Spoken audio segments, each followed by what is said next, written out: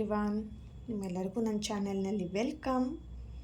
ಇವತ್ತು ಯಾವುದೇ ರೀತಿಯಾದಂಥ ರೀಡಿಂಗ್ ಮಾಡ್ತಾ ಇಲ್ಲ, ಜಸ್ಟ್ ನಿಮ್ಮ ಹತ್ರ ಒಂದು ಮೋಟಿವೇಶನಲ್ಲಿ ಸ್ಪೀಕ್ ಮಾಡೋಣ, ಮಾತಾಡೋಣ ಆ್ಯಸ್ ಎ ಫ್ರೆಂಡ್ ಆಗಿ. ಓಕೆ, ನಿಮ್ಮ ಫ್ರೆಂಡ್ ಆಗಿ ನಾನು ನಿಮ್ಮ ಜೊತೆ ಮಾತಾಡೋಣ ಅಂಥೇಳಿ ಇವತ್ತು ನಾನೊಂದು ವೀಡಿಯೋನ ಮಾಡ್ತಾಯಿದ್ದೀನಿ. ಓಕೆ, ಈ ಒಂದು ವಿಡಿಯೋ ಬಂದುಬಿಟ್ಟು ಯಾವೊಂದು ರಿಲೇಟೆಡ್ ಆಗಿ ಇರುತ್ತೆ ಅಂತ ಹೇಳಿದ್ರೆ, ತುಂಬ ಜನಕ್ಕಿಲ್ಲಿ ಬ್ರೇಕಪ್ ಆಗಿರ್ತೀರ ಅಲ್ವಾ. ಬ್ರೇಕಪ್ಪಲ್ಲಿ ಈಗ ಆಲ್ರೆಡಿ ನೀವು ತಮ್ಮನೇಲಿ ನೋಡಿ ತಿಳ್ಕೊಂಡಿರ್ತೀರ ಯಾವುದ್ರ ಬಗ್ಗೆ ಅಂಥೇಳಿ ನಾನಿಲ್ಲಿ ಹೇಳ್ತಾ ಇದ್ದೀನಿ. ನಿಮಗೆ ಆಲ್ರೆಡಿ ಬ್ರೇಕಪ್ ಆಗಿರುತ್ತೆ, ಆ ಬ್ರೇಕಪ್ಪಿಂದ ಹೊರಗೆ ಬರಲಿಕ್ಕೆ ತುಂಬ ಟ್ರೈ ಮಾಡ್ತಾ ಇರ್ತೀರ ಅಲ್ವಾ. ತುಂಬ ಪ್ರಾಬ್ಲಮ್ಸ್ ಆಗ್ತಾ ಇರುತ್ತೆ, ತುಂಬ ಟ್ರೈ ಮಾಡ್ತಾ ಇರ್ತೀರ. ಓಕೆ, ಈ ಒಂದು ಟಾಪಿಕ್ ಬಗ್ಗೆ ನಾನು ನಿಮ್ಮ ಜೊತೆ ಮಾತಾಡಬೇಕು ಅಂದರೆ ಆ್ಯಸ್ ಎ ಫ್ರೆಂಡ್ ಆಗಿ. ಓಕೆನಾ, ಇಲ್ಲಿ ಯಾವುದೇ ರೀತಿಯಂಥ ಏನು ಹೇಳ್ಬೋದು, ನಾನು ನಿಮಗೆ ಹೇಳ್ಕೊಡ್ತಿದ್ದೀನಿ ಅಥವಾ ನಿಮಗೆ ಹೇಳ್ತಾ ಇದ್ದೀನಿ ಆ ಥರ ಏನೂ ಇಲ್ಲ. ಇಲ್ಲಿ ಜಸ್ಟ್ ನಾನು ನಿಮಗೊಂದು ಫ್ರೆಂಡ್ ಆಗಿ ಒಂದು ಗೈಡ್ ಮಾಡ್ತಿದ್ದೀನಿ ಅಂತ ಅಂದ್ಕೊಳ್ಳಿ, ಅಥವಾ ಒಂದು ನಿಮಗೊಂದು ಆ್ಯಸ್ ಎ ಫ್ರೆಂಡಾಗಿ ನಿಮ್ಮ ಜೊತೆ ಒಂದು ಮೋಟಿವೇಶನಲ್ ಸ್ಪೀಕ್ ಆಗಿ ನಿಮಗೊಂದು ಏನು ಹೇಳ್ಬೋದು, ಒಂದು ಸ್ಟ್ರೆಂತನ್ನ ಕೊಡ್ತಾ ಇದ್ದೀನಿ ಅಂತ ಹೇಳ್ಬೋದು. ಓಕೆ, ಸಪೋರ್ಟಿವ್ ಆಗಿ. ಇಲ್ಲಿ ಬ್ರೇಕಪ್, ನಿಮ್ಮ ರಿಲೇಷನ್ಶಿಪ್ಪಲ್ಲಿ ಬ್ರೇಕಪ್ ಇಲ್ಲ, ಹ್ಯಾಪಿಯಾಗಿದ್ದೀರಾ ಅಂತಿದ್ರೆ ದಯವಿಟ್ಟು ಈ ವಿಡಿಯೋನ ನೀವು ನೋಡಿಬಿಡಿ. ಓಕೆ, ನಿಮ್ಮ ಲೈಫಲ್ಲಿ ಬ್ರೇಕಪ್ ಆಗಿದೆ, ಆ ಒಂದು ಬ್ರೇಕಪ್ಪಿಂದ ನೀವು ಮೂವ್ ಆನ್ ಆಗಿ ನೀವು ಹೊರಗೆ ಬರಬೇಕು ಅಂತ ನೀವು ಡಿಸೈಡ್ ಆಗಿದ್ದೀರಾ. ಓಕೆ, ನೀವು ಆಲ್ರೆಡಿ ಡಿಸೈಡ್ ಆಗಿರಬೇಕು, ಈ ಒಂದು ಬ್ರೇಕಪ್ಪಿಂದ ನಾನು ಹೊರಗೆ ಬರಲೇಬೇಕು ಅಂತೇಳಿ ನೀವು ಡಿಸೈಡ್ ಆಗಿದ್ದರೆ ಡೆಫಿನೆಟ್ಲಿ ಈ ಒಂದು ವಿಡಿಯೋನ ವಾಚ್ ಮಾಡಿ. ಓಕೆ, ಈ ಒಂದು ವಿಡಿಯೋ ಕೇಳೋವರೆಗೆ ಮಾತ್ರ ನಿಮ್ಮ ಮೈಂಡ್ ಸೆಟ್ಟನ್ನು ಪಾಸಿಟಿವ್ ಆಗಿ ಇಟ್ಕೊಳ್ಬೇಡಿ. ಓಕೆನಾ, ನಾನಿಲ್ಲಿ ಕೆಲವೊಂದು ಪಾಯಿಂಟ್ಸ್ಗಳನ್ನು ಏನು ಹೇಳಿರ್ತೀನಿ ಅಥವಾ ನಿಮಗೆ ಇಲ್ಲಿ ಏನೆಲ್ಲ ಹೇಳಿರ್ತೀನಲ್ವ ಅದನ್ನು ನಿಮ್ಮ ಲೈಫಲ್ಲಿ ಅಳವಡಿಸ್ಕೊಳ್ಳಿ. ಓಕೆನಾ, ಈಗ ಈ ಕ್ಷಣನೇ ನಿಮ್ಮ ಲೈಫಲ್ಲಿ ಚೇಂಜಸ್ ಆಗದೇ ಇರ್ಬೋದು, ಬಟ್ ಆ ಒಂದು ನಾನು ಹೇಳೋವಂಥ ಎಲ್ಲ ಮೆಥಡ್ಗಳನ್ನ ನಿಮ್ಮ ಲೈಫಲ್ಲಿ ಫಾಲೋ ಮಾಡ್ತಾ ಮಾಡ್ತಾ ಮಾಡ್ತಾ ಕ್ರಮೇಣ ನೀವೊಂದು ಆ ಒಂದು ಬ್ರೇಕಪ್ಪಿಂದ ಹೊರಗೆ ಬರಲಿಕ್ಕೆ ನಿಮಗೆ ಹೆಲ್ಪ್ ಆಗುತ್ತೆ. 100% ನಾನು ಶೋರ್ ಹೇಳ್ತೀನಿ. ಓಕೆ, ಸೊ ಇಲ್ಲಿ ತುಂಬ ಜನ ಬ್ರೇಕಪ್ಪಲ್ಲಿದ್ದೀರಾ. ಈಗ ಟಾಪಿಕ್ ಬಗ್ಗೆ ಮಾತಾಡೋಣ. ಇಲ್ಲಿ ಆಲ್ರೆಡಿ ಬ್ರೇಕಪ್ ಆಗಿರೋರು ಈ ಒಂದು ವಿಡಿಯೋನ ನೋಡ್ತಾ ಇದ್ದೀರಾ. ಓಕೆ, ಸೊ ಇಲ್ಲಿ ನಿಮಗೆ ಬ್ರೇಕಪ್ ಆಗಿದೆ, ನಿಮ್ಮ ಮನಸ್ಸಿಗೆ ತುಂಬ ಹರ್ಟ್ ಆಗಿದೆ ಈ ಕ್ಷಣ ಅಲ್ವಾ. ಆ ವ್ಯಕ್ತಿ ನಿಮ್ಮಿಂದ ದೂರ ಆಗಿದ್ದಾರೆ ಅಥವಾ ನೀವು ಆ ವ್ಯಕ್ತಿಯಿಂದ ದೂರ ಆಗಿದ್ದೀರಾ. ಟೋಟಲಿ ನಿಮ್ಮ ಮನಸ್ಸಿಗೆ ಹರ್ಟ್ ಆಗ್ತಿದೆ, ಡಿಪ್ರೆಷನಲ್ಲಿ ಇರ್ತೀರಾ, ಅಥವಾ ಒಂದು ಏನು ಹೇಳ್ಬೋದು, ಏನೂ ಮಾಡ್ಲಿಕ್ಕೆ ನಿಮಗೆ ಇಂಟ್ರೆಸ್ಟ್ ಇರಲ್ಲ, ಏನು ಕೆಲಸ ಮಾಡಲಿಕ್ಕೂ ನಿಮಗೆ ಇಂಟ್ರೆಸ್ಟ್ ಇರಲ್ಲ ಅಲ್ವಾ. ಸೊ ಅಷ್ಟು ನಿಮ್ಮ ಮನಸ್ಸಿಗೆ ನೋವಾಗಿರುತ್ತೆ. ಈಗೊಂದು ಎಕ್ಸಾಂಪಲ್ ಕೊಡ್ತೀನಿ ನಾನು. ನಿಮ್ಮ ಕೈಗೆ ಅಥವಾ ಎಲ್ಲೋ ನಿಮ್ಮ ಬಾಡಿ ಪಾರ್ಟ್ಸಲ್ಲಿ ನೀವು ಸುಟ್ಕೊಂಡಿದ್ದೀರಾ ಅಂತ ಹೇಳೋಣ. ಓಕೆ, ಸೊ ಸುಟ್ಕೊಂಡಿರೋಂಥ ಗಾಯ ಏನಾಗಿರುತ್ತೆ, ತುಂಬ ನಿಮಗೆ ನೋವಾಗ್ತಿರುತ್ತೆ, ಉರಿ ಆಗ್ತಾ ಇರುತ್ತೆ. ಓಕೆ, ಸೊ ಆ ಒಂದು ಗಾಯ ನೋವಾಗಿರೋಂಥ ಪ್ಲೇಸ್ ಏನಾಗಿರುತ್ತೆ ಅದನ್ನು ನೀವು ವಾಸಿ ಮಾಡಬೇಕಂತ ಹೇಳಿದರೆ ಮೆಡಿಸನ್ ಮಾಡ್ತೀರಾ, ಆಯಿಂಟ್ಮೆಂಟ್ಗಳನ್ನು ಹಚ್ತೀರಾ. ಕ್ರಮೇಣ ಹಚ್ತಾ ಹಚ್ತಾ ಹಚ್ತಾ ಏನಾಗುತ್ತೆ, ಆ ಸುಟ್ಟೋಗಿರೋಂಥ ಬರ್ನ್ ಆಗಿರೋಂಥ ಪ್ಲೇಸ್ ಏನಾಗಿರುತ್ತೆ ವಾಸಿ ಆಗ್ತಾ ಬರುತ್ತೆ, ಹುಷಾರಾಗ್ತಾ ಬರುತ್ತೆ.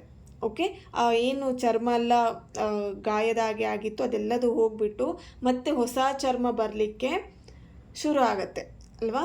ಸೊ ಅದೇ ರೀತಿ ನಿಮ್ಮ ಮನಸ್ಸು ಹರ್ಟ್ ಆಗಿರುತ್ತೆ, ಆಯಿಂಟ್ಮೆಂಟ್ ಹಚ್ಚಲಿಕ್ಕೆ ಆಗಲ್ಲ. I know. ಓಕೆ, ಸೊ ಇಲ್ಲಿ ಆಯಿಂಟ್ಮೆಂಟ್ ಅಂತ ಹೇಳಿದರೆ ಯಾವ ಥರ, ಈಗ ಆ ವ್ಯಕ್ತಿಯಿಂದ ನೀವು ದೂರ ಆಗಿದ್ದೀರಾ, ನಿಮ್ಮ ಮನಸ್ಸಿಗೆ ನೋವಾಗಿದೆ, ನಿಮ್ಮ ಮನಸ್ಸಿಗೆ ನೋವಾಗಿರೋಂಥ ಆ ವ್ಯಕ್ತಿಯನ್ನು ನೀವು ಪದೇ ಪದೇ ನೀವು ನೆನ್ಪು ಮಾಡ್ಕೊಳ್ಲಿಕ್ಕೆ ಹೋಗಬಾರ್ದು. ಫಸ್ಟ್ ಆಫ್ ಆಲ್ ಓಕೆ, ಅವರು ನಿಮಗೆ ನೆನಪಾಗ್ತಿರ್ತಾರೆ, ಪ್ರತಿ ಕ್ಷಣ ನಿಮಗೆ ನೆನಪಾಗ್ತಾ ಇರ್ತಾರೆ. ಐ ನೋ, ನಿಮಗೆ ಆ ಒಂದು ಬ್ರೇಕಪ್ ಆಯಿತು ಅಂದ ಕೂಡಲೇ ಆ ಒಂದು ವ್ಯಕ್ತಿನ ಮರೀಲಿಕ್ಕೆ ಅಷ್ಟು ಸುಲಭ ಅಲ್ಲ.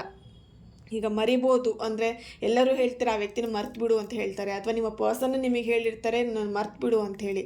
ಮರ್ತು ಬಿಡು ಅಂತ ಹೇಳೋದು ತುಂಬ ಸುಲಭ, ಆ ಮಾತಲ್ಲಿ ಹೇಳುವಂಥದ್ದು ತುಂಬ ಸುಲಭ. ಆದರೆ ಮರೆಯೋದಕ್ಕೆ ಆಗಲ್ಲ. ಯಾಕೆ, ನಿಮಗೆ ಯಾರಿಗೂ ಮೆಮೊರಿ ಲಾಸ್ ಆಗೋದಿಲ್ಲ ಅಲ್ವಾ. ಇಲ್ಲಿ ಮರೆಯೋದು ಅಂತ ಹೇಳಿದ್ರೆ ಅಷ್ಟು ಸುಲಭ ಅಲ್ಲ. ಈಗ ಏನಾಗಬೇಕು, ನಿಮ್ಮ ಮನಸ್ಸಿಗೆ ಆಗಿರೋಂಥ ನೋವನ್ನ ಆದಷ್ಟು ಸರಿ ಮಾಡ್ಕೊಳ್ಬೇಕು. ಹೇಗೆ, ನಿಮ್ಮ ಮನಸ್ಸಿಗೆ ಸಮಾಧಾನ ಆಗುವಂಥದ್ದು. ಓಕೆ, ಆ ಒಂದು ವ್ಯಕ್ತಿನ ನೀವು ನಿಮ್ಮ ಲೈಫಲ್ಲಿ ಆದಾಗಲೆಲ್ಲ ನಿಮ್ಮ ಮೂಡನ್ನ ಚೇಂಜ್ ಮಾಡ್ಕೊಳ್ಬೇಕು. ನಿಮಗೆ ಯಾವ ವಿಷಯದ ಮೇಲೆ ಇಂಟ್ರೆಸ್ಟ್ ಇರುತ್ತೆ, ಫಸ್ಟಿಗೆ ನಿಮಗೆ ಯಾವುದ್ರಲ್ಲೂ ಇಂಟ್ರೆಸ್ಟ್ ಇರಲ್ಲ. ಐ ನೋ, ನಿಮಗೆ ಆ ಒಂದು ಹರ್ಟಲ್ಲೇ ನೀವು ಆ ನೋವಾಗಿರೋಂಥ ಕ್ಷಣದಲ್ಲೇ ಮುಳುಗೋಗಿರ್ತೀರ.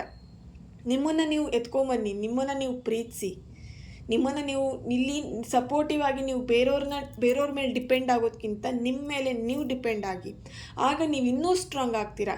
ನೀವಿಲ್ಲಿ ಏನು ಮಾಡ್ತೀರಾ, ಬ್ರೇಕಪ್ ಆಯಿತು, ನೋವಾಯಿತು, ನನಗೆ ರಿಲೇಷನ್ಶಿಪ್ಪಲ್ಲಿ ಹರ್ಟ್ ಆಗ್ಬಿಡ್ತು ಅಂತ ಹೇಳಿ ಬೇರೆಯವ್ರ ಮೇಲೆ ಡಿಪೆಂಡ್ ಆಗ್ಲಿಕ್ಕೆ ಹೋಗ್ತೀರಾ? ನೋ, ಆ ಥರ ಯಾವತ್ತೂ ಮಾಡಬೇಡಿ.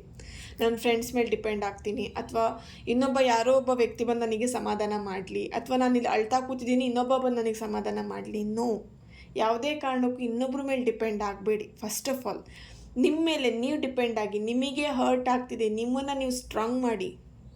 ನಿಮ್ಮ ಕೈಯಲ್ಲಿ ಸಾಧ್ಯ ಇದೆ. ಓಕೆ, ಪ್ರತಿಯೊಬ್ಬ ಮನುಷ್ಯನಿಗೂ ಅವನು ಸ್ಟ್ರಾಂಗ್ ಮಾಡ್ಕೊಳ್ಳೋವಂಥ ಕೆಪಾಸಿಟಿ ಪ್ರತಿಯೊಬ್ಬನಿಗೂ ಇರುತ್ತೆ. ಆ ಆದಿಪರಾಶಕ್ತಿ ಜಗನ್ಮಾತೆ ಪ್ರತಿಯೊಬ್ಬರಿಗೂ ಆ ಒಂದು ಶಕ್ತಿನ, ಆ ಪವರ್ನ ಕೊಟ್ಟಿರ್ತಾರೆ. ಓಕೆ, ಬಟ್ ಇಲ್ಲಿ ಮನುಷ್ಯ ಏನು ಮಾಡಿರ್ತಾನೆ, ಪ್ರತಿಯೊಬ್ಬರು ಏನು ಮಾಡ್ತಾರೆ, ನೋವಾಗಿದೆ ಅಂಥೇಳಿ ಆ ನೋವಿನ ಮೇಲೇ ತುಂಬ ಕಾನ್ಸಂಟ್ರೇಟ್ ಮಾಡ್ತಿರ್ತಾನೆ. ಅವ್ನ ಲೈಫಲ್ಲಿ ನಡೀತಿರೋಂಥ ಖುಷಿ ಕ್ಷಣಗಳ ಬಗ್ಗೆ ಅವನು ಯಾವುದೇ ಕಾರಣಕ್ಕೂ ಕೇರ್ ಮಾಡ್ತಾನೆ ಇರಲ್ಲ. ನೋಡಿ, ಈ ಒಂದು ಟ್ರೀ ಅಂತ ಹೇಳಿದ್ರೆ, ಒಂದು ಮರ ಅಂತ ಹೇಳಿದರೆ, ಆ ಮರದಲ್ಲಿ ಎಷ್ಟು ರೆಂಬೆ ಕೊಂಬೆಗಳಿರುತ್ತೆ ಅಲ್ವಾ? ಅದೇ ಥರನೇ ನಿಮ್ಮ ಲೈಫ್ ನೀವು. ಓಕೆನಾ? ಇಲ್ಲಿ ನೀವೇ ಒಂದು ಮರ ಅಂತ ಅಂದ್ಕೊಳ್ಳೋಣ. ಆ ಮರದಲ್ಲಿ ರೆಂಬೆ ಕೊಂಬೆಗಳೆಲ್ಲದೂ ಇದೆ. ಪ್ರೀತಿ, ನಿಮ್ಮ ಕೆರಿಯರ್, ನಿಮ್ಮ ಜಾಬ್, ನಿಮ್ಮ ಲೈಫ್, ಓಕೆ, ಪ್ರತಿಯೊಂದು ನಿಮ್ಮ ಲೈಫಿಗೆ ಸಂಬಂಧಪಟ್ಟಂಥ ಪ್ರತಿಯೊಂದು ವಿಷಯಗಳು ನಿಮ್ಮ ಒಂದು ಟ್ರೀ ಏನಿದೆ ನಿಮ್ಮ ರೆಂಬೆ ಕೊಂಬೆಗಳಲ್ಲಿದೆ. ಓಕೆ, ಆ ಒಂದು ಮರದಲ್ಲಿ ಒಂದು ರೆಂಬೆ ಕಟ್ಟಾಗಿದೆ ಅಂದರೆ ಆ ಪ್ರೀತಿ ಅನ್ನೋ ಒಂದು ವಿಷಯ ಕಟ್ಟಾಗಿದೆ. ಓಕೆ, ಉಳಿದೆಲ್ಲ ರೆಂಬೆ ಕೊಂಬೆಗಳಿದೆ ಅಲ್ವಾ ನಿಮ್ಮ ಲೈಫಲ್ಲಿ? ಪ್ರೀತಿ ಅಂತ ಕಟ್ಟಾಯಿತು ಅಂತ ಇಡೀ ಮರನೇ ಕಟ್ ಮಾಡ್ತೀರಾ? ಇಲ್ಲ ಅಲ್ವಾ? ಹಾಗೇ ನಿಮ್ಮ ಒಂದು ಲೈಫಲ್ಲಿ ಪ್ರೀತಿ ಅನ್ನೋ ವಿಷಯ ಹೋಯಿತು, ಉಳಿದಿರೋಂಥ ವಿಷಯದ ಮೇಲೆ ಕಾನ್ಸಂಟ್ರೇಟ್ ಮಾಡಿ.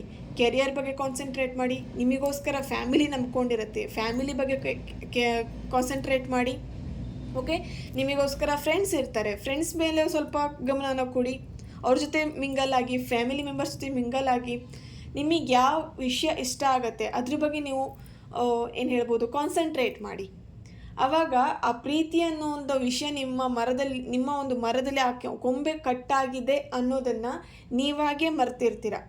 ಈಗ ಆ ಮರದಲ್ಲಿ ಆ ಕೊಂಬೆ ಕಟ್ಟಾಯಿತು, ಮತ್ತೆ ಬೆಳಿಲಿಕ್ಕೆ, ಮತ್ತೆ ಚಿಗುರೊಡಿಲಿಕ್ಕೆ ಸಾಧ್ಯ ಇದೆ ಅಲ್ವಾ? ಈಗ ಏನು ಅಂದ್ಕೊಳ್ತೀರಾ, ನಿಮಗೆ ನೀವೇ ಡಿಸೈಡ್ ಆಗಿರ್ತೀರ, ಇನ್ನು ನನಗೆ ಯಾವುದೇ ರೀತಿ ರಿಲೇಷನ್ ಬೇಡ, ಯಾವುದೇ ರೀತಿ ನನಗೆ ಏನು ಹೇಳ್ಬೋದು, ಲವ್ ಅನ್ನೋವಂಥ ವಿಷಯನೇ ನನ್ನ ಲೈಫಲ್ಲಿ ಬರೋದು ಬೇಡ. ವೈ, ಯಾಕೆ ಆ ಥರ ಅಂದ್ಕೊಳ್ತೀರಾ? ಆ ಒಂದು ವ್ಯಕ್ತಿ ನಿಮಗೆ ಮೋಸ ಮಾಡಿದರು, ಅಥವಾ ಆ ಒಂದು ವ್ಯಕ್ತಿಯಿಂದ ನಿಮಗೆ ಮೋಸ ಆಯಿತು, ಬಿಟ್ಬಿಡಿ, ಆಯ್ತಲ್ವಾ? ಮೋಸ ಆಯಿತು ಅನ್ನೋದನ್ನು ಮಾತ್ರ ನೀವು ನಿಮ್ಮ ಲೈಫಲ್ಲಿ ಇಟ್ಕೊಬೇಡಿ. ಆ ವ್ಯಕ್ತಿ ನಿಮಗೆ ಮೋಸ ಮಾಡಿದ ಮೇಲೆ ನಿಮಗೊಂದು ಪಾಠ ಕಲಿಸ್ಬಿಟ್ಟೇ ಹೋಗಿರ್ತಾನೆ. ಪ್ರತಿಯೊಬ್ಬರಿಗೂ ಅಷ್ಟೇ, ಬ್ರೇಕಪ್ ಆಯಿತು ಅಂದ ಕೂಡಲೇ ಗೊಳೋ ಅಂತ ಹತ್ಕೊಂಡು ಡಿಪ್ರೆಷನಿಗೆ ಹೋಗಿರ್ತೀರ. ಸೊ ಡಿಪ್ರೆಷನಿಗೆ ಹೋಗಿ ಅಳೋದ್ಕಿಂತ ಆ ವ್ಯಕ್ತಿ ನನಗೆ ಮೋಸ ಮಾಡಿದರು, ಯಾಕೆ ಮೋಸ ಮಾಡಿದರು ಅದನ್ನು ನೀವು ನೋಡಿದರೆ ಡೆಫಿನೆಟ್ಲಿ ನಿಮ್ಮ ಲೈಫಲ್ಲಿ ಡಿಪ್ರೆಷನಿಗೆ ಯಾರೂ ಹೋಗಲ್ಲ. ಓಕೆ, ಆ ವ್ಯಕ್ತಿಯಿಂದ ಕಲ್ತಿದ್ದ ಪಾಠನ ನೀವು ಕಲಿಸ್ಲಿಕ್ಕೆ ನಿಮಗೆ ಒಂದು ಪಾಠ ಕಲಿಸ್ಬೇಕಂತಲೇ ಒಂದು ವ್ಯಕ್ತಿ ನಿಮ್ಮ ಲೈಫಲ್ಲಿ ಬಂದಿರ್ತಾರೆ. ಓಕೆ, ಆ ಒಂದು ವ್ಯಕ್ತಿನ ನೀವು ಕಲ್ತಿರೋ ಪಾಠನ ನೀವೇನು ಮಾಡಬೇಕು, ತಗೊಳ್ಬೇಕು ನಿಮ್ಮ ಲೈಫಲ್ಲಿ. ಅದನ್ನು ನೀವು ನಿಮ್ಮ ಲೈಫಲ್ಲಿ ಅಳವಡಿಸ್ಕೊಳ್ಳಿ. ಯಾಕೆ ಈ ಥರ ಆಯಿತು, ಪ್ರಾಬ್ಲಮ್ಸ್ ಯಾಕೆ ಬಂತು, ಓಕೆನಾ? ಸೊ ನೆಕ್ಸ್ಟ್ ನಾನು ಹೇಳೋದಾದರೆ, ನಿಮ್ಮ ಲೈಫಲ್ಲಿ ಈ ಎಲ್ಲ ನೋವುಗಳನ್ನು ಮರೆತುಬಿಟ್ಟು ಹ್ಯಾಪಿಯಾಗಿರೋದು ಹೇಗೆ ಅಂತ ನನ್ನ ಲಾ ಆಫ್ ಅಟ್ರಾಕ್ಷನ್ ಸ್ಟೂಡೆಂಟ್ಸಿಗೆ ಯಾವಾಗಲೂ ನಾನು ಹೇಳ್ತಾ ಇರ್ತೀನಿ. ಓಕೆ, ಸೊ ಈ ಒಂದು ಹಳೆ ಕಾಲದಲ್ಲಿ ರೇಡಿಯೋ ಇರುತ್ತೆ ಅಲ್ವಾ, ಆ ರೇಡಿಯೋ ನಿಮಗೆ ಗೊತ್ತಿರ್ಬೋದು, ಆ ಟ್ಯೂನ್ ಚೇಂಜ್ ಮಾಡುವಂಥದ್ದು ಇರುತ್ತೆ. ಸೊ ನಿಮಗೊಂದು ಯಾವುದೋ ಒಂದು ಸಾಂಗ್ ಬಂತು ಆ ರೇಡಿಯೋದಲ್ಲಿ, ನಿಮಗೆ ಆ ಸಾಂಗ್ ಇಷ್ಟ ಇಲ್ಲ, ಏನು ಮಾಡ್ತೀರಾ? ಕೇಳ್ತಾನೆ ಕೂತ್ಕೊಂಡಿರ್ತೀರಾ? ಇಲ್ಲ ಅಲ್ವಾ? ಏನು ಮಾಡ್ತೀರಾ? ಆ ಟ್ಯೂನನ್ನು ಚೇಂಜ್ ಮಾಡಿ ಚಾನಲ್ನೇ ಚೇಂಜ್ ಮಾಡ್ತೀರಾ, ಬೇರೆ ಸಾಂಗ್ ಕೇಳೋಣ ಅಂಥೇಳಿ ಅಲ್ವಾ? ಸೊ ಅಲ್ಲಿ ನಿಮಗೆ ಹ್ಯಾಪಿಯಾಗಿರೋಂಥ ಒಂದು ಸಾಂಗ್ ಬಂತು ಅಂತ ಹೇಳಿದ್ರೆ ಏನು ಮಾಡ್ತೀರಾ? ಕೇಳ್ತಾ ಕೂತ್ಕೊಂಡಿರ್ತೀರ ಅಲ್ವಾ? ಸೊ ಅದೇ ಥರನೇ ನಿಮ್ಮ ಲೈಫಲ್ಲಿ ನೀವು ಖುಷಿಯಾಗಿರ್ಬೇಕಂತ ಹೇಳಿದ್ರೆ ನಿಮ್ಮ ಮೂಡನ್ನು ನಿಮ್ಮ ಕೈಯಲ್ಲಿ ಇಟ್ಕೊಳ್ಳಿ. ಓಕೆ, ನಿಮ್ಮ ಕೈಯಿಂದನೇ ನೀವು ಆ ಟ್ಯೂನ್ ಚೇಂಜ್ ಮಾಡ್ಕೊಳ್ಬೇಕು. ಹೇಗೆ, ನಿಮಗೀಗ ಬೋರ್ ಹೊಡಿತಾ ಇದೆ ಅಥವಾ ಬೇಜಾರಾಗ್ತಿದೆ, ಆ ವ್ಯಕ್ತಿ ನಿಮಗೆ ನೆನಪಾಗ್ತಾ ಇದ್ದಾರೆ, ತುಂಬ ನಿಮಗೆ ಅಳಬೇಕು ಅಂತ ಫೀಲ್ ಆಗ್ತಿದೆ ಅಂತ ಅಂದ್ಕೊಂಡ್ರೆ, ಯಾವುದೇ ಕಾರಣಕ್ಕೂ ಅಳುವಂಥ ಸಾಂಗ್ ಹಾಕ್ಕೊಂಡು ಕೇಳ್ತಾ ನಿಮ್ಮ ಮೂಡನ್ನ ಇನ್ನೂ ಲೋ ಮಾಡ್ಕೊಂಬಿಡಿ. ನಿಮಗೆ ಆ ಥರ ಒಂದು ಫೀಲ್ ಆಗ್ತಿದೆ ಅಂತ ಹೇಳಿದ್ರೆ, ನಿಮಗೆ ಲೋ ಫೀಲ್ ಆಗ್ತಿದೆ ಅಂತ ಹೇಳಿದ್ರೆ, ಒಂದು ಎನರ್ಜೆಟಿಕ್ ಆಗಿರೋಂಥ ಒಂದು ಹೈ ಪಿಚ್ಚಲ್ಲಿರೋಂಥ ಸಾಂಗನ್ನು ಹಾಕ್ಕೊಂಡು ಆ ಮೂಮೆಂಟನ್ನು ಎಂಜಾಯ್ ಮಾಡಿ, ಖುಷಿಯಾಗಿರಿ. ಅಥವಾ ನಿಮಗೇನು ಮಾಡಿದರೆ ನಿಮ್ಮ ಒಂದು ಪ್ರತಿಯೊಬ್ಬರಿಗೂ ಒಂದು ಹಾಬಿ ಅಂತ ಇರುತ್ತೆ, ಅಥವಾ ಒಬ್ರಿಗೊಂದು ಖುಷಿ ಕೊಡುವಂಥ ಪ್ರತಿಯೊಂದು ಕ್ಷಣಗಳಿರುತ್ತೆ. ಈಗ ಕೆಲವೊಬ್ಬರಿಗೂ ಎಕ್ಸಾಂಪಲ್ ಹೇಳಬೇಕಂತಿದ್ರೆ ಚಾಕ್ಲೇಟ್ ತಿಂದರೆ ತುಂಬ ಖುಷಿಯಾಗುತ್ತೆ ಕೆಲವೊಬ್ಬರಿಗೆ, ಅಥವಾ ಅವ್ರು ಇಷ್ಟಪಟ್ಟಿರುವಂಥ ಕೆಲಸ ಏನಾದರೂ ಮಾಡಿದರೆ ಅವ್ರ ಮೂಡ್ ಆಟೋಮೆಟಿಕಲಿ ಚೇಂಜ್ ಆಗುತ್ತೆ. ಕೆಲವೊಬ್ರು ನೀವು ಕೇಳಿರ್ಬೋದು, ಮನೆಯಲ್ಲೇ ಕೂತು ಬೇಜಾರಾಗಿದ್ದಾಗ ಹೊರಗಡೆ ಸುತ್ತಾಡ್ಕೊಂಬಂದರೆ ಒಂದು ಸಲ ಮೂಡ್ ಫ್ರೆಶ್ ಆಗಿರುತ್ತೆ. ಅಥವಾ ಶಾಪಿಂಗ್ ಮಾಡೋದ್ರಿಂದ ಒಂಥರ ಮೂಡ್ ಏನಾಗುತ್ತೆ ನಮ್ಮದು ಫ್ರೆಶ್ ಆಗಿರುತ್ತೆ. ಸೊ ಬ್ರೇಕಪ್ ಆಯಿತು ಅಂತ ಹೇಳ್ಕೊಂಡು ಅದೇ ನಿಮ್ಮ ಲೈಫು ಸ್ಪಾಯ್ಲ್ ಆಯಿತು, ನನ್ನ ಲೈಫ್ ಇಷ್ಟೇ ಅಂತ ಹೇಳ್ಕೊಂಡು ಯಾವುದೇ ಕಾರಣಕ್ಕೂ ತಲೆ ಮೇಲೆ ಕೈ ಇಟ್ಕೊಂಡು ಕುತ್ಕೊಂಬಿಡಿ. ಯಾರೂ ಹ್ಯಾಪಿಯಾಗಿ ಲೈಫನ್ನು ಲೀಡ್ ಮಾಡಿ. ಇಲ್ಲಿ ಬ್ರೇಕಪ್ ಆಯಿತು ಅಂತ ಏನಂದರೆ ಕೆಲವೊಬ್ರು ರೂಲ್ಸ್ ಮಾಡ್ಕೊಂಬಿಟ್ಟಿದ್ದಾರೆ. ಬ್ರೇಕಪ್ ಆಯಿತು ಅಂತ ಹೇಳಿದ್ರೆ ಹತ್ಕೊಂಡು ಡಿಪ್ರೆಷನಿಗೆ ಹೋಗ್ಕೊಂಡು ಕಣ್ಣೀರು ಹಾಕ್ಕೊಂಡು ಇರಬೇಕು ಅಂತ. ನೋ ವೈ, ಯಾರು ಹೇಳಿದ್ದಾರೆ ಆ ಥರ ಇರಬೇಕು ಅಂತ? ಯಾರೂ ಹೇಳಿಲ್ಲ ಅಲ್ವಾ, ನೀವೇ ಮಾಡ್ಕೊಂಡಿರೋ ಅಂಥದ್ದು. ಅಂದರೆ ಡಿಪ್ರೆಷನ್ ಆಯಿತು, ನಾನು ಅಳ್ತಾ ಕೂತ್ಕೊಬೇಕು, ನನಗೆ ಅದೇ ಸಮಾಧಾನ ಕೊಡುತ್ತೆ ಅಂತ ನೀವು ಮನಸ್ಸಿಗೆ ನೀವೇ ಹೇಳ್ಬಿಟ್ಟಿದ್ದೀರಾ. ಡಿಪ್ರೆಷನ್ ಆಯಿತು, ನಾನು ಅಳ್ತಾ ಇದ್ದರೆ ನಂಗೆ ಸಮಾಧಾನ ಆಗುತ್ತೆ ಅಂತ. ಅದೇ ಥರ ನೀವು ಅಂದ್ಕೊಂಡಿರುವಾಗ ನಿಮ್ಮ ಮನಸ್ಸಿಗೆ ನೀವೇ ಹೇಳಿ, ಡಿಪ್ರೆಷನ್ ಆಯಿತು, ನಾನು ಖುಷಿಯಾಗಿರ್ತೀನಿ, ನನ್ನ ಮೂಡನ್ನ ಚೇಂಜ್ ಮಾಡ್ಕೊಳ್ತೀನಿ, ನನ್ನ ಲೈಫನ್ನು ಚೇಂಜ್ ಮಾಡ್ಕೊಳ್ತೀನಿ ಅಂತ. ಓಕೆ, ಸೊ ಇಲ್ಲಿ ನಿಮಗೆ ಖುಷಿಯಾಗಿರ್ಬೇಕಂತ ಹೇಳಿದರೆ ಬುಕ್ಸ್ಗಳನ್ನು ಓದಿ, ಮೋಟಿವೇಶನಲ್ ಆಗಿರೋಂಥ ವೀಡಿಯೋಸ್ಗಳನ್ನು ನೋಡಿ, ಮೋಟಿವೇಶನಲ್ ಆಗಿರೋಂಥ ಏನು ಹೇಳ್ಬೋದು ಬುಕ್ಸ್ಗಳನ್ನು ಓದಿ, ಸಾಂಗ್ಸ್ಗಳನ್ನು ಕೇಳಿ, ತುಂಬ ಹೈ ಪಿಚ್ಚರ್ DJ ಸೌಂಡ್ ಹಾಕ್ಕೊಂಡು ಡ್ಯಾನ್ಸ್ ಮಾಡಿ. ಯಾರೂ ನಿಮಗೆ ಕೇಳಲ್ಲ ಯಾಕೆ ಡ್ಯಾನ್ಸ್ ಮಾಡ್ತಿದ್ದೀರಾ ಅಂತೇಳಿ ಅಲ್ವಾ. ಸೊ ನಿಮಗೆ ಎಲ್ಲರೆದ್ರಿಗೆ ಡ್ಯಾನ್ಸ್ ಮಾಡ್ಲಿಕ್ಕೆ ಮುಜುಗರ ಆದರೆ ರೂಮಲ್ಲಿ ಬಂದುಬಿಟ್ಟು ನಿಮ್ಮದೇ ಆದಂಥ ಒಂದು ರೂಮ್ ಇರುತ್ತಲ್ವ, ಅಲ್ಲಿ ಮ್ಯೂಸಿಕ್ ಹಾಕ್ಕೊಂಡು ಡ್ಯಾನ್ಸ್ ಮಾಡಿ, ಖುಷಿಯಾಗಿ ಎಂಜಾಯ್ ಮಾಡಿ ಲೈಫನ್ನು. ನಾನು ಒಂದೇ ಒಂದು ವಿಷಯ ಹೇಳ್ತೀನಿ, ಏನಂತ ಹೇಳಿದ್ರೆ ಈ ಒಂದು ಲೈಫ್ ನಿಮಗೆ ಸಿಕ್ಕಿರೋದು ಅದೃಷ್ಟ ಅಂತಲೇ ಅನ್ಕೊಬೇಕು ಫಸ್ಟ್ ಆಫ್ ಆಲ್. ಓಕೆ, ಈ ಮಾನವ ಜನ್ಮ ಅಂತ ಸಿಕ್ಕಿರೋದೇ ಅದೃಷ್ಟವಾಗಿ ಸಿಕ್ಕಿರೋ ಅಂಥದ್ದು. ಈ ಒಂದು ಜೀವನನ ಎಂಜಾಯ್ ಮಾಡಿ, ಪ್ರತಿ ಕ್ಷಣವನ್ನು ಎಂಜಾಯ್ ಮಾಡಿ. ಯಾಕೆ ಪ್ರತಿ ಕ್ಷಣ ಕೊರಗ್ತೀರಾ? ಬ್ರೇಕಪ್ ಆಯಿತು ಅದೇ ನಿಮ್ಮ ಲೈಫಾ? ಅಲ್ವಾ, ಅದಕ್ಕಿಂತ ಹೊರತಾಗಿಯೂ ನಿಮ್ಮ ಲೈಫ್ ಇದೆ. ಅದ್ರ ಬಗ್ಗೆ ನೀವು ಯಾಕೆ ಥಿಂಕ್ ಮಾಡಲ್ಲ? ಬ್ರೇಕಪ್ ಆಯಿತು ಅನ್ನೋ ವಿಷಯದ ಬಗ್ಗೆನೇ ಥಿಂಕ್ ಮಾಡ್ತಾ ಇರ್ತೀರ ವಿನಃ ಅದ್ರ ಹೊರತಾಗಿ ನೀವು ಯಾವುದೇ ಕಾರಣಕ್ಕೂ ಥಿಂಕ್ ಮಾಡಿರಲ್ಲ. ಆ ಥರ ನೀವು ಹೊರತಾಗಿ ಅಂದರೆ ಆ ಒಂದು ವಿಷಯದ ಹೊರತಾಗಿ ನೀವು ಥಿಂಕ್ ಮಾಡಿದಾಗ ಡೆಫಿನೆಟ್ಲಿ ನಿಮಗೆ ಅನಿಸುತ್ತೆ ಬ್ರೇಕಪ್ ಅಲ್ಲ ಬಿಗ್ ಝೀರೋ ಅಂತ ಹೇಳಿ ನಿಮಗೆ ಅನಿಸುತ್ತೆ. ಓಕೆನಾ? ಸೊ ಇಲ್ಲಿ ಯಾವುದೇ ಕಾರಣಕ್ಕೂ ನಿಮಗೆ ಬ್ರೇಕಪ್ ಆಯಿತು, ನೋವಾಯಿತು ಅಂತ ಹೇಳ್ಕೊಂಡು ಯಾವುದೇ ಕಾರಣಕ್ಕೂ ಹತ್ಕೊಂಡು ಕುತ್ಕೊಬೇಡಿ. ನಿಮ್ಮ ಲೈಫಲ್ಲಿ ಆ ವ್ಯಕ್ತಿ ಸಿಗಲಿಲ್ಲ ಅಂತ ಅಂದ್ಕೂಡ್ಲೆ ನಿಮ್ಮ ಲೈಫ್ ಇಷ್ಟೇ ಅಂತ ಅಲ್ಲ, ಆ ವ್ಯಕ್ತಿ ನಿಮ್ಮ ಲೈಫಲ್ಲಿ ಬರ್ಲಿಕ್ಕೆ ಅದೃಷ್ಟ ಆ ವ್ಯಕ್ತಿಗಿಲ್ಲ ಅಂತ ಅಂದ್ಕೊಳ್ಬೇಕು, ನಿಮಗಿಲ್ಲ ಅಂತ ಅಲ್ಲ. ಆ ವ್ಯಕ್ತಿಗೆ ನಿಮ್ಮ ಲೈಫಲ್ಲಿ ಬರ್ಲಿಕ್ಕೆ ಅದೃಷ್ಟ ಇಲ್ಲ ಅಂಥೇಳಿ ಇಲ್ಲಿ ಯಾವುದೇ ಕಾರಣಕ್ಕೂ ತುಂಬ ಜನ ನಾನು ಈ ಮಾತನ್ನು ಕೇಳಿದ್ದೀನಿ. ಅವ್ರು ನಿಮ್ಮ ಲೈಫಲ್ಲಿ ಇಲ್ಲ ಅಂದ್ಕೂಡಲೇ ನನಗೆ ಅದೃಷ್ಟ ಇಲ್ಲ, ನನಗೆ ಆ ಥರ ಆಯಿತು, ನಿಮ್ಮನ್ನು ನೀವು ಬ್ಲೇಮ್ ಮಾಡ್ಕೊಳ್ತೀರ. ಯಾವುದೇ ಕಾರಣಕ್ಕೂ ನಿಮ್ಮನ್ನು ನೀವು ಬ್ಲೇಮ್ ಮಾಡಬೇಡಿ. ಫಸ್ಟ್ ಆಫ್ ಆಲ್ ನಿಮ್ಮನ್ನು ನೀವು ಸಪೋರ್ಟ್ ಮಾಡ್ತೀರ, ನಿಮಗೆ ನೀವು ಎಷ್ಟು ಏನು ಹೇಳ್ಬೋದು ರೆಸ್ಪೆಕ್ಟ್ ಮಾಡ್ತೀರಾ, ಗೌರವಿಸ್ತೀರಾ, ಅಷ್ಟೇ ನಿಮಗೆ ಗೌರವಗಳು ನಿಮಗೆ ಸಿಗತ್ತೆ. ನಿಮ್ಮನ್ನು ನೀವು ಯಾವಾಗ ಲೋ ಫೀಲ್ ಮಾಡಿ ಕೆಳಗೆ ಹಾಕ್ತಾ ಇರ್ತೀರಾ, ಎಲ್ಲರೂ ನಿಮ್ಮನ್ನು ಬಂದು ಕೆಳಗೆ ಹಾಕ್ತಾನೆ ಇರ್ತಾರೆ. ಸೊ ಅದನ್ನು ನೀವು ಅಬ್ಸರ್ವ್ ಮಾಡಿ ನಿಮ್ಮ ಲೈಫಲ್ಲಿ. ಓಕೆನಾ?